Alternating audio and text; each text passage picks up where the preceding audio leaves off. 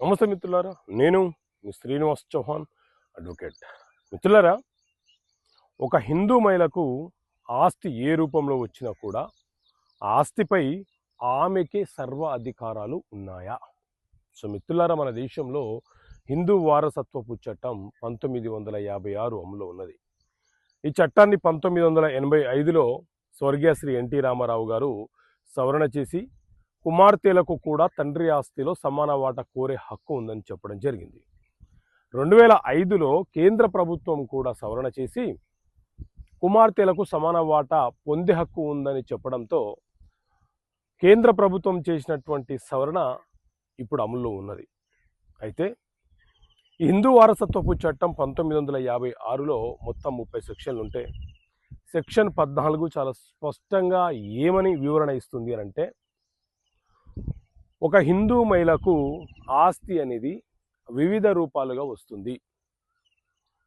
ఉదాహరణకు, ఒక హిందూ మహిళకు ఆస్తి అనేది ఆమె బిఫోర్ మ్యారేజ్ ఆమె సంపాదించుకొని ఉంటే ఆ ఆస్తిపై ఆమెకే సర్వాధికారాలు.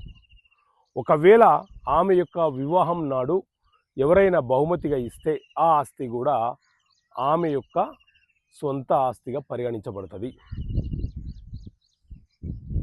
వివాహం అయిన తర్వాత దురదృష్టవశాత్తు ఆమెకు విడాకులు అయ్యాయి అనుకోండి, అప్పుడు భర్త సెటిల్మెంట్లో భాగంగా ఒక ప్రాపర్టీ ఇచ్చాడు అనుకోండి, ఆ ప్రాపర్టీ మీద కూడా ఆమెకే సర్వ హక్కులు ఉంటాయి.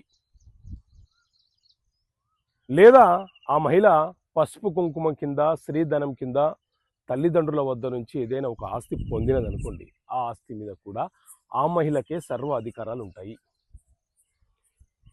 అదేవిధంగా ఒక మహిళ తన తల్లిదండ్రుల మీద నాకు వాటా కావాలని చెప్పి పార్టీషన్ సూట్ ఫైల్ చేసి న్యాయస్థానం ద్వారా తనకు వచ్చే వాటాని పొందితే ఆ వాటా మీద కూడా ఆమెకే సర్వ అధికారాలు ఉంటాయి.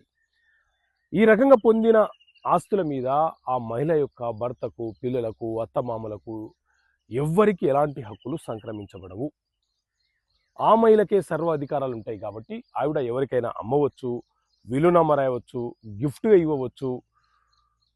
నలుగురు కొడుకులైతే ఒక కొడుకుకే ఇవ్వవచ్చు, ముగ్గురు కూతుర్లైతే ఒక కూతురికే ఇచ్చుకునే హక్కు ఆమెకు ఉంటుంది. ఎందుకంటే ఆ ఆస్తులన్నీ కూడా ఆమె సొంత ఆస్తులుగా చట్ట ప్రకారంగా పిలువబడతాయి కాబట్టి. ఓకే మిత్రులారా, థ్యాంక్ యూ. జై హింద్.